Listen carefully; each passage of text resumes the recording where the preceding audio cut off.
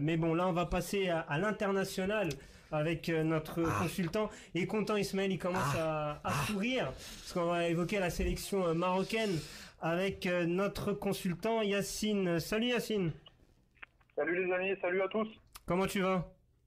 Ça va très très très bien. On a eu cette liste d'Hervé Renard qui est tombée cette semaine en surprise parce qu'il avait annoncé tout d'abord une liste élargie, mais en fin de compte il a donné véridiquement sa liste des 23 avec 3 réservistes. Donc maintenant on est impatient que le stage commence. Ouais. Yacine, justement, qu'est-ce qu'il faut retenir de cette liste des 23 Marocains pour le mondial? Par rapport à cela, on va faire, on va dire, pas poste par poste, mais au niveau gardien, défenseur, milieu, pour vous détailler un petit peu. Au niveau des gardiens, il n'y a pas de grande surprise avec Mounir, le gardien de Numancia en deuxième division espagnole, qui est le titulaire de cette sélection marocaine depuis l'arrivée d'Hervé Renard il y a 1 an et demi. En deuxième gardien, ça sera Yacine Bounou, le gardien de Girona en Espagne.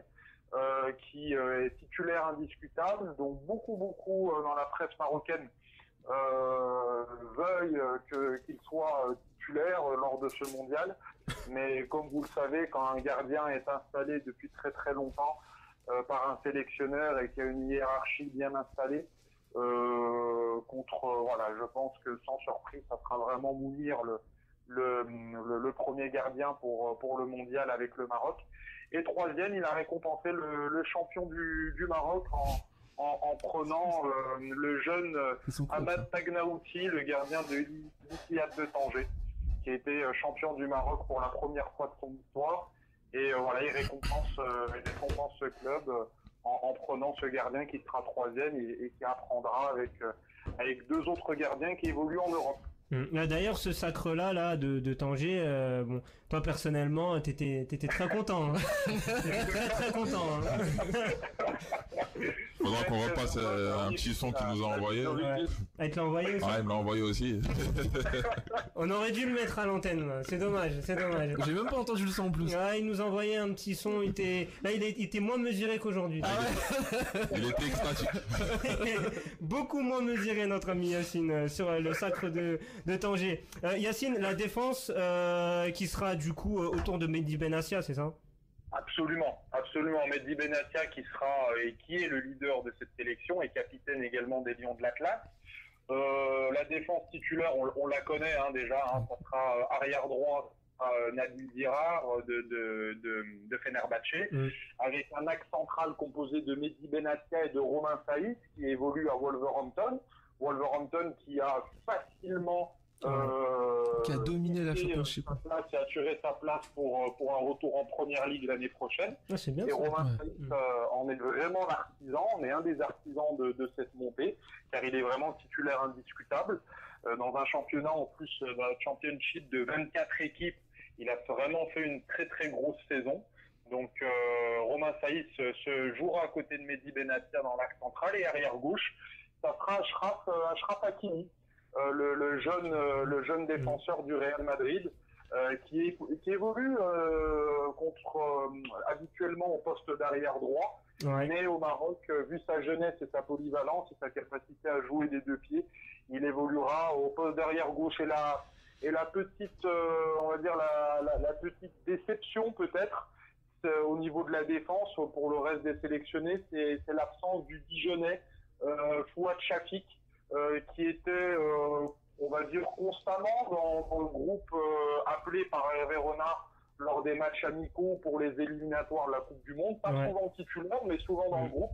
Mais malheureusement, il a fait les frais d'une demi-saison à partir du mois de janvier où il était moins titulaire et il sera donc absent de cette liste des 23. Ouais, et du coup, on va continuer à monter au niveau sur le terrain. On va parler du milieu de terrain du coup, avec donc une liste qui sera autour des stars qu'on connaît, Younes Belhanda notamment au milieu de terrain, qui sera peut-être, je sais pas, tu me corriges, peut-être le leader au milieu de terrain, Younes Belhanda. Younes Belhanda sera, je ne pense pas le leader, car vraiment le dépositaire du jeu maintenant depuis plusieurs mois au niveau du Maroc, c'est Hakim Ziyech, qui est vraiment le leader technique de cette sélection marocaine. Mais Younes Belhanda sera titulaire. Je vous annonce même le milieu, parce que avec Hervé Renard, on n'a pas tellement de surprises. Allez, donne-nous la compo en exclu. Voilà, le milieu sera composé de El Amadi de Feyenoord, qui a été élu deuxième meilleur joueur de Eredivisie cette saison, c'est pas rien, surtout qu'il a 34 ans.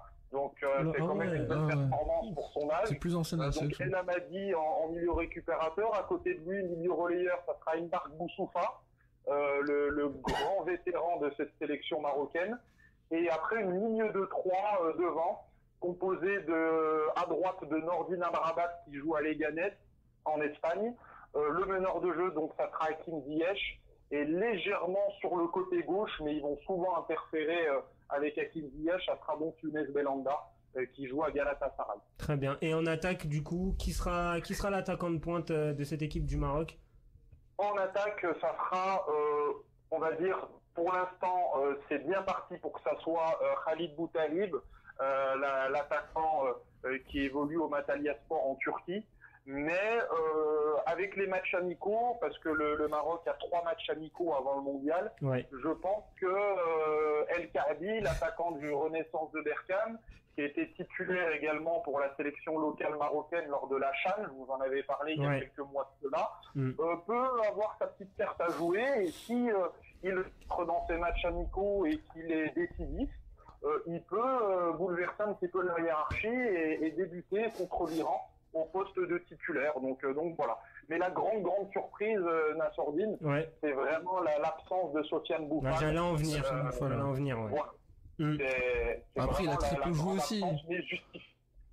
Il a très peu joué aussi, mais c'est vrai que moi, je préférais en attaquant de pointe Ayoub El Kaabi, parce qu'il est plus intéressant constamment dans sa recherche de profondeur. Techniquement, franchement, c'est un joueur qui n'a rien à envier aux attaquants qui jouent en Europe. Il est capable de gestes techniques assez fous, et il est capable de marquer des buts et d'être efficace devant le but. Et après, voilà, je pense qu'on a besoin d'un attaquant efficace. Boutaïb l'a été aussi, mais je trouve que son profil de joueur un peu plus aérien, on va dire, où c'est un joueur qui fait pas mal de remises de la tête et tout ça, peut être intéressant. Mais je vois plus Kaabi s'intégrer avec les autres joueurs offensifs qu'on a et avoir plus de similarité avec les joueurs qui seront autour de lui qu'un Boutaïb, où je pense que là on sera plus dangereux sur des centres ou sur des coups francs, ce genre de trucs. Et c'est pas trop le style de jeu du Maroc où on est capable, même dans l'axe, de faire très très mal, quoi. Yacine? Oui, amplement d'accord avec Ismaël. Ironiquement, sur les médias marocains mais francophones, Boutaïb est souvent appelé le Giroud marocain, quoi. C'est pas forcément c'est pas un défaut, hein. Je sais pas. Bien sûr. Mais après, je pense que Nassourdine, tu connais comme moi l'attirance du Marocain pour le joueur pique par rapport au joueur qui est un petit peu plus limité techniquement parlant, comme Boutaïb. Mais voilà, Boutaïb, c'est le meilleur buteur du Maroc lors des éliminatoires du mondial. C'est vrai. Il a été décisif, il a été important. C'est vraiment un profil, comme a dit Ismaël, complètement différent d'Ayoub El Kaabi. Ça peut être le point de fixation. Donc après, c'est selon les matchs, selon les configurations, les deux peuvent apporter quelque chose de différent. Boutaïb plus dans la fixation, plus dans le domaine aérien, et El Kaabi plus dans la profondeur, la vitesse et les appels contre appels qui peut vraiment faire mal avec Hakim Ziyech et Younes Belhanda derrière, qui peuvent donner de très bons ballons. Et comme a dit Ismaël également par rapport à El Kaabi, il évolue dans un tout petit club, hein. En plus c'est même pas les grands clubs marocains, c'est pas Wydad Casablanca, c'est pas le Raja. Il évolue dans un petit club, la Renaissance de Berkane.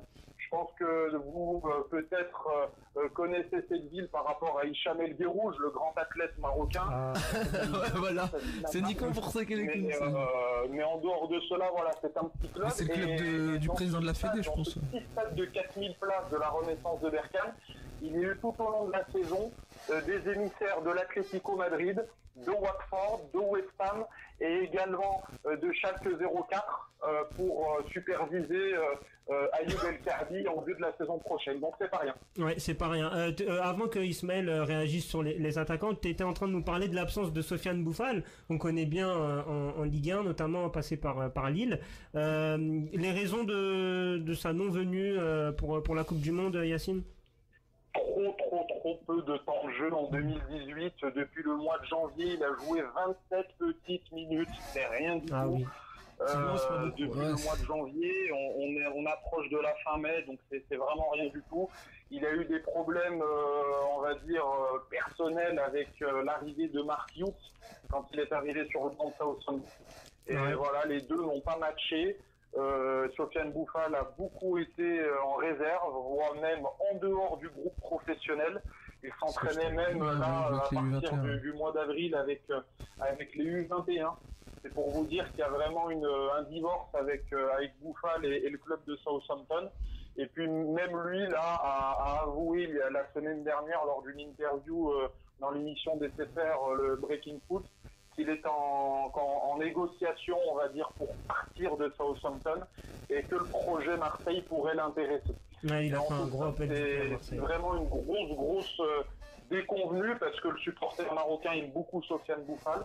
Ouais. Mais voilà, Hervé Renard a préféré un joueur qui revient bien en 2018 grâce à son retour en Belgique et dans son club formateur du Standard de Liège. C'est Mehdi Carcela. Ouais, Mehdi Carcela, on va dire le retour entre guillemets, mais ça n'a pas duré longtemps, hein, cette absence de Mehdi Carcela. Moi, je voudrais juste souligner deux joueurs qui sont dans deux situations qui sont complètement différentes. C'est Ismaël El Haddad qui joue avec l'Wydad de Casablanca et qui a gagné la Ligue des Champions d'Afrique l'année dernière, avec lequel il s'entend très très bien avec Ayoub El Kaabi, où ils ont fait des très bonnes combinaisons pendant la CHAN ensemble, et c'est un jeu qui était très léché, très fin, et qui aurait pu faire aussi mal à certaines équipes européennes, au moins à tester sur certains matchs amicaux. Malheureusement, El Haddad n'a pas été sélectionné, et par contre je voudrais aussi mettre le point sur Amin Harit qui fait une très grosse saison en Bundesliga. On n'en parle pas beaucoup. Vice-champion d'Allemagne finalement. Et alors même si ses stats elles sont pas impressionnantes parce que il a pas beaucoup marqué cette saison, il a quand même fait une trentaine de matchs avec Schalke 04. Et puis il fait des différences quoi. Il élimine des joueurs, ses duels sont réussis à chaque fois. Et dans l'axe, il a fait énormément de bien à Schalke 04 cette année. Donc Amin Harit, joker de luxe, et qui peut pourquoi pas surprendre et puis peut-être être la révélation de cette équipe du Maroc, qui crée certains déséquilibres dans le jeu, mais je pense qu'on aura aussi besoin de plus que 11 joueurs vu le groupe qu'on s'est tapé pendant le tirage au sort quoi. Pour terminer, Yacine, un mot sur la préparation à venir pour le Maroc avant le mondial. Oui, donc le stage débute le 24 mai, donc semaine prochaine à Rabat, concentration à Rabat le 24 mai, puis départ en Suisse pour deux matchs à Genève, l'Ukraine le 31 mai et contre la Slovaquie le 4 juin. Les deux matchs seront à Genève. Et puis ensuite départ en Estonie à Tallinn pour le dernier match amical le 9 juin pour se rapprocher de la Russie. Donc match contre l'Estonie le 9 et puis ensuite arrivée du Maroc en Russie dans les alentours du 11 ou 12 juin. Voilà, quelques jours avant leur premier match contre l'Iran. Et quelques jours avant le résultat de... Et au niveau des attaquants, juste une dernière chose, les amis. Je pense que un joueur qui était en plus mis en avant lors des trophées UNFP, c'est Rachid Alioui, l'attaquant de Nîmes Olympique, qui monte en Ligue 1, qui a été un artisan également de la montée de Nîmes en Ligue 1. Oui. Et sans sa grosse blessure, je pense qu'il aurait été présent dans la liste des 23 en lieu et place d'Aziz Bouadou, l'attaquant de San Paoli, qui est un petit peu, on va dire, en retrait de forme par rapport à ces dernières semaines, ces derniers mois. Et je pense que voilà, l'arrivée de Rachid Alioui en forme jusqu'à cette annonce de liste il aurait été dans les 23 à coup sûr. Ouais, on est d'accord. Bah, merci en tout cas Yacine d'avoir interagi comme chaque semaine sur les antennes d'MNG Radio. On te retrouve dès la semaine prochaine pour évoquer l'actualité du Maroc parce que là on est en mode mondial là, jusqu'à. Pas de souci les amis. Juste une dernière chose pour rigoler les amis. Quand même le Maroc c'est quand même la seule sélection au monde qui peut avoir un joueur du Real Madrid, un joueur de la Renaissance de Berkane et un joueur d'Al Jazeera aux Émirats Arabes Unis dans une même sélection. C'est beau. Je pense que là, t'as pas trouvé mieux pour conclure ton intervention, c'était parfait. C'est vrai que c'est beau, c'est rare et ça prouve la pluralité du football. Les 3 continents sont représentés.